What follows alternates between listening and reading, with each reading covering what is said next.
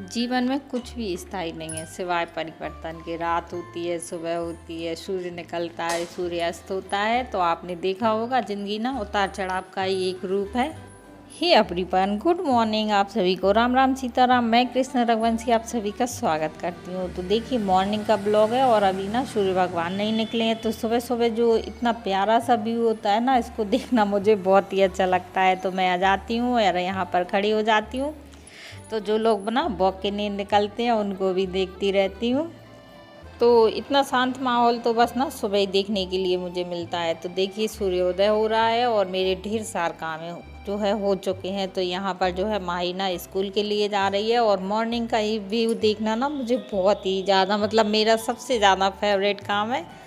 तो यहाँ देखिए सुबह के जो मॉर्निंग वाले काम थे वो सारे हो गए थे और मैंने यहाँ नहा भी लिया था और मेरे कपड़े जो है वो भी वॉश हो गए थे तो उनको भी लेके आ गई थी। और यहाँ पर बस थोड़ा सा अपना जो है मॉइस्चराइज़र वगैरह लगाऊंगी। ज़्यादा मेकअप वगैरह मैं कभी नहीं करती हूँ। तो उसके बाद देखिए चलते हैं सीधे किचन में, क्योंकि कपड़े वगैरह मैं ना बाद में डालने के लिए जाती हूँ। तो यहाँ देखिए नहाने से ही पहले मैंने क्या किया था, दाल को भी जो है भिगो दिया था और चावल को भी भिगो दिया था। इससे क्या होता है, आपकी गैस भी बचती है और समय भी बचता है। और अगर आप भी एक अच्छी कुशल गृहिणी हैं तो आपको बचत करना आना ही चाहिए। और छोटी छोटी चीज़ों की बचत जो होती है ना वो भी बहुत ज़रूरी है। अगर आप भी गैस को बचाना चाहते हैं तो कोई भी जैसे कि दाल चावल वाली सब्जियां होती हैं ना, तो इनको पहले भिगो दीजिए। इससे क्या है वो जल्दी से पक जाती हैं। तो यहाँ पर देखिए मैंने ना दोनों चीज़ों को भिगो दिया था। और जैसे ना कभी कभी कम क्वांटिटी में अगर मेरी दाल या चावल बनते हैं तो मैं इनको एक साथ कुकर में भी बना लेती हूँ। लेकिन कभी ज़्यादा बनते हैं तो इतना बड़ा मेरा कुकर नहीं है, तो फिर इनको ना मुझे अलग अलग ही बनाना पड़ता है। और चावल भी ना पहले भिगो देती हैं तो वो बहुत जल्दी से बन जाती हैं। तो यहाँ पर कुकर में तो मैं ना जो है अपनी दाल चढ़ा दूँगी और चावल को ना अलग से पकने के लिए रख दूँगी। और पता नहीं मेरी किचन में जो खिड़की है उससे ऐसी लाइट आती है, उससे ना कैमरा अच्छे से जो है कैश नहीं होता है और अच्छी सी जो है वीडियो मतलब साफ़ नहीं आती, क्लीन नहीं आती है। फिर भी ठीक है, अब आपको अच्छी लगती है तो प्लीज़ लाइक ज़रूर से कीजिएगा। तो यहाँ देखिए दाल में मैंने थोड़ी सी हल्दी डाल दी है और साथ में ना थोड़ा सा ऑयल डाला है। इससे क्या रहता है, दाल फैलती भी नहीं है और जल्दी से ना पक जाती है।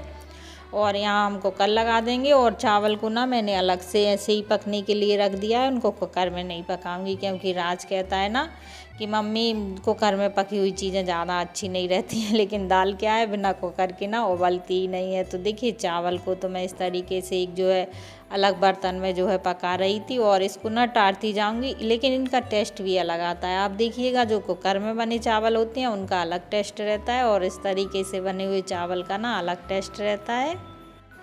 और यहाँ पर ना अगर आपको समय की बचत करनी है और पैसे की, गैस की, सब चीज़ों की बचत भी करनी है तो देखिए मेरे ना 2 काम हो गए थे यहाँ पर। और जो है आटा भी मैंने लगा लिया था और उसके बाद अब मुझे करनी थी पूजन की तैयारी। तो पूजन के जो बर्तन है ना उनको साफ़ कर लूँगी इस समय। इससे क्या होता है, जैसे मैंने खाना बनाने के लिए रख दिया है, दाल उबलेगी, चावल उबलेंगे और आटा जब तक थोड़ा सॉफ्ट होगा मैं जो अपने एक्स्ट्रा वाले काम होते हैं वो कर लेती हूँ। तो देखिए बर्तनों को यहाँ सूखने के लिए रख दिया था और उसके बाद आ गई थी सीधा मैं पूजन करने के लिए। तो खाने की ना लगभग मेरी तैयारी हो चुकी है। तो एक गृहिणी की ना ये सबसे बड़ी जिम्मेदारी होती है कि सबसे पहले ना घर के सदस्यों के लिए खाना वगैरह की पूरी अच्छे से तैयारी कर दी जाए, क्योंकि पतिदेव जी को भी जाना होता है और भूख भी लग जाती है ना, तो उनको टाइम पे खाना देना बहुत ज़रूरी होता है। तो पूजा मैं तभी करती हूँ जब मेरा आधा सा काम हो जाता है। ऐसा नहीं कि मैं पहले पूजन करने के लिए बैठ जाऊँ।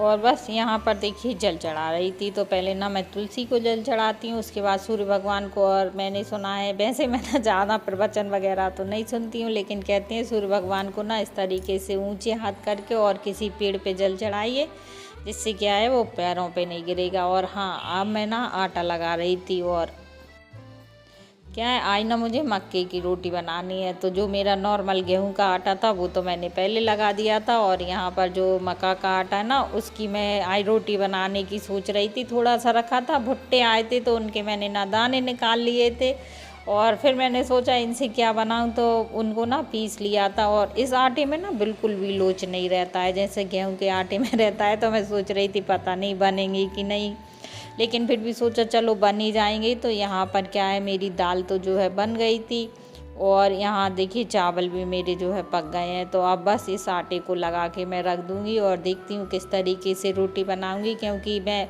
बनाने की तो सबकी कोशिश कर लेती हूँ, लेकिन ऐसा नहीं है कि परफेक्ट मुझे बनाना आता हो। तो मक्के की रोटी बनती है या नहीं बनती है, आप पूरा ब्लॉग देखिए तो आपको ज़रूर से मालूम चलेगा। तो वैसे भी खानी तो हमें ही है, अगर टूट भी जाएंगी या आड़ी टेढ़ी भी बनेंगी तो इसमें कोई वो नहीं है, क्योंकि माँ ही जब भी कोई चीज़ बनाती है तो कहती है मम्मी बुरी लगे तब भी बुराई मत करना, कह देना ठीक बनी है, अच्छी है। मैं भी बोलती हूँ चलो ठीक है, अच्छा है। उसी तरीके से आज ना मैं भी अपने मन को समझा लूँगी। तो यहाँ पर देखिए पहले तो मैंने आटा लगा के रख दिया है और इसमें ना थोड़ा सा नमक डाला था, इसको भी ना थोड़ी देर के लिए रख दूँगी, जिससे कि ये ना सॉफ्ट हो जाएगा। और ऐसे ज़्यादा आटा नहीं था, थोड़ा सा ही था, 5-6 भुट्टे जो रखे हुए थे घर पे उनको ही मैंने पीस के ना आटा बनाया था। तो अब देखते हैं। अब क्या था, मेरा ना घी आया था, घी ना और ढेर सारा आया है, घी ख़त्म हो गया था तो इनको भी डिब्बों में रखना था मैंने यहाँ पर। तो देखिए हमारे यहाँ ना गांव से घी आता है और एक साथ ना हस्बैंड जी बहुत सारा घी ले आते हैं। तो एक डिब्बे में तो ये बन नहीं रहा था, मैंने कहा चलो एक और डिब्बे में भर के रख देती हैं। ये डिब्बा ऐसा है कि अब गर्मी आ गई, एक तो घी के ना जो है फैलने का ज़्यादा डर रहता है, तो इसको ना मैंने पहले फ्रिज में रख दिया था, उससे क्या है ना बिल्कुल पूरी तरीके से जम जाएगा। और एक डिब्बा देखिए ये छोटा वाला था, उसमें मैंने क्या किया है, जो घी आया उस डिब्बे को ही ना मैंने उल्टा करके इस तरीके से रख दिया, तो जितना भी घी है वो सारा इसमें निकल जाएगा। और उसके बाद क्या करेंगे, इस डब्बे पे भी ना हम रोटियां से मतलब चुपड़ लेंगे उसके अंदर डाल के। तो यहाँ पर देखिए मेरी जो है मक्के की रोटी बन रही थी। अब मैंने ना तवा रख दिया था, यहाँ शायद कल्ले पे नहीं बनती हैं। और राज बोल रहा था वाह मक्के की रोटी बन रही है मम्मी आज, तो मैंने कहा हाँ देखते हैं बनती हैं कि नहीं। तो यहाँ देखिए मैं ना थोड़ा थोड़ा सा पानी लगा के और इस तरीके से बना रही थी, बन गई थी, बहुत अच्छी बन गई थी। और ऐसा नहीं है कि बनी नहीं थी, हाँ ये टूट रही थी। तो मैं ना इस तरीके से क्या है पानी लगाती जा रही थी और इनको ना हाथ से ही बनाया मैंने, बेलन का या पटे का यूज़ नहीं किया था। और देखिए तवे पे इस तरीके से मैंने रोटी डाल दी। और ना मन में बहुत खुशी सी होती है जब आप कोई काम ऐसा करते हैं कि आप सोचते हो कि हम कर नहीं पाएंगे, लेकिन शायद ही है कि ऐसा काम हो कि आप सोचो और करने की कोशिश करो और उसको करना पाओ। क्योंकि कहते हैं ना कि बार बार अगर कोई काम करने की कोशिश करी जाए तो वो हो ही जाता है। तो यहाँ देखिए मैंने इसको ना पलट दिया है और मैंने ना एक साथ तवे पे 2-2 3-3 रोटियाँ जो है सेंक ली थी। तो राय ने और उसके पापा ने तो खा ली थी, बस मैं ट्राई कर रही हूँ। तो मैंने कहा तवा बड़ा है तो एक साथ ना 2-2 3-3 सेंक लेती हूँ। वैसे भी एक सेंकने से क्या फ़ायदा, इससे ना मेरी गैस भी बच जाएगी और समय भी बच जाएगा। तो आप में से ना किस किस ने जो है इस तरीके से रोटी बनाई है मक्के की रोटी, और मैंने भी बनाई है, अच्छी लग रही हैं, देखने में भी ना बहुत अच्छी लग रही हैं। तो मन हो रहा है ना जल्दी से खा लें। तो यहाँ पर देखिए मैंने ना रोटियां ली हैं और उन पे ना अच्छे से घी लगाया है। वैसे इनको ना कहते हैं सरसों के साग के साथ खाते हैं, लेकिन मैंने तो आज ना दाल बनाई है अच्छी मटर टमाटर डालकर और साथ में चावल बनाए हैं, तो उसी के साथ खाएंगे। तो देखिए आप लोग भी आ जाइए। और बहुत ही अच्छी सी लग रही थी। तो यहाँ पर सबके भोजन हो गए थे और अब ना बर्तन साफ कर लेते हैं। बस डेली का वही काम रहता है, लेकिन हम लोग इससे कभी भी नहीं ऊबते हैं, क्योंकि हर दिन तो सिर्फ झाड़ू पोंछा बर्तन वगैरह के काम, कपड़े के काम है जो डेली में होते हैं। लेकिन खाना आप रोज़ अलग अलग तरह का बनाते हैं, अलग अलग तरीके से बनाते हैं, तो इसलिए आप कैसे कह सकते हैं कि रोज़ वही काम तो करना है। साफ़ सफाई भी कभी आपको ज़्यादा करनी होती है, कभी थोड़ी करनी होती है। तो वही बात है ना कि परिवर्तन रोज़ ही होता है। आप देखिए आपने जो काम कल सुबह उठते से ही किया था, क्या आज भी वही किया है? ऐसा कभी नहीं होता है। कभी मेरे बर्तन थोड़े कम निकलते हैं, कभी थोड़े ज़्यादा निकलते हैं, कभी काम कम होता है और कभी ढेर सारा काम होता है। अगर आप अपने काम को अच्छे से मन लगा कर करते हैं, खुश होकर करते हैं, तो यह भी बिल्कुल भी बुरा नहीं लगता है। और मुझे भी हाउस वाइफ होना बिल्कुल भी बुरा नहीं लगता है, क्योंकि इससे पहले ना मैंने ढेर सारे काम किए हैं, अपनी जॉब भी की है और जहाँ तक है मैंने पॉलिटिक्स भी की है, सरपंच भी रही हूँ मैं यहाँ पर अपनी। और अपनी बिजी लाइफ के बाद ना मैंने इस तरीके से जो है घर को संभाला है, वो भी बहुत ही अच्छा लगता है। बच्चों को संभालना, बच्चों के साथ एंजॉय करना, बल्कि मुझे तो ऐसा लगता है जो कामकाजी औरतें होती हैं ना, उन पे हमसे ज़्यादा प्रेशर होता है। घर भी देखना है, बच्चे भी देखना है और बाहर का काम भी देखना है, इसलिए हमारा तो बहुत ही सुकून भरा सा काम रहता है। तो यहाँ पर जो फ्रिज की मैट थी ना, उसको भी मैं अच्छे से साफ़ करके रख दूँगी। फ्रिज तो मैंने अभी क्लीन नहीं किया है, किसी दिन करूँगी। वैसे ना सर्दियों में इतना गंदा फ्रिज नहीं होता है, क्योंकि मैं ना बहुत ही कम सामान जो है अपनी फ्रिज में सर्दियों में रखती हूँ। तो बच्चे वगैरह निकालते हैं ना फ्रिज, तभी ज़्यादा गंदा होता है। तो अभी उनका कोई ऐसा यूज़ नहीं रहता है, तो फ्रिज मेरी बिल्कुल अभी गंदी नहीं हुई थी। बस हाँ, ये मैट थोड़ी गंदी सी लग रही थी, तो मैंने इनको निकाल के यहाँ पर जो है साफ़ कर दिया। और अब थोड़ा सा गैस भी साफ़ करूँगी, और उसके बाद ना